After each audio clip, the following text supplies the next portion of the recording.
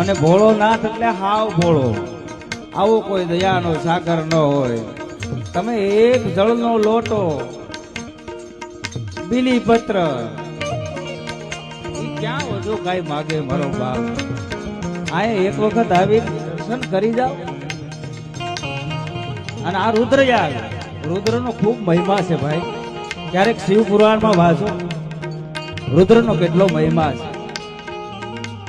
હમણાં એક ભાઈ મરણ પથારીએ, છેલ્લા શ્વાસ હાલે અને યમરાજના દૂતો એને લેવા આવે. યમરાજના દૂતો એને લેવા આવે, પણ યમરાજના દૂતો આમ 5 ફૂટ સેટા ઉભા રહ્યા.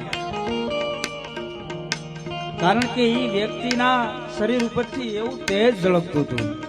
યમરાજના દૂત એની પાસે ન જઈ ગયા, એટલે સીધા યમરાજ પાસે ગયા કે પ્રભુ, તમે જે અમને મોકલ્યા હતા તેડવા માટે, જે જીવને લેવા જવા માટે, એમાં તેજ બહુ છે. અને ત્યારે યમરાજાએ કીધું કે એની પાસે ન જાતા. કે કેમ? ઈ મહાદેવનો ભોગ છે, ઈ મહાદેવનો ભાગ છે એમ.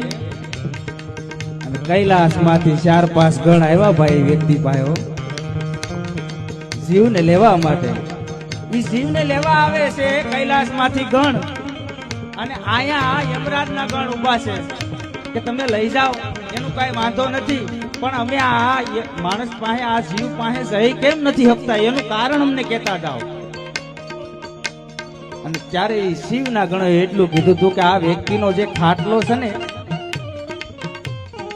એ ખાટલા નીચે 4 ફૂટ નીચે રુદ્રાક્ષનો પારો છે. અને ઈ રુદ્રાક્ષના પારામાંથી એટલું તેજ ઝળકે છે કે યમરાજના દૂત પણ પાસે નો આવે ભલામણા. અને આ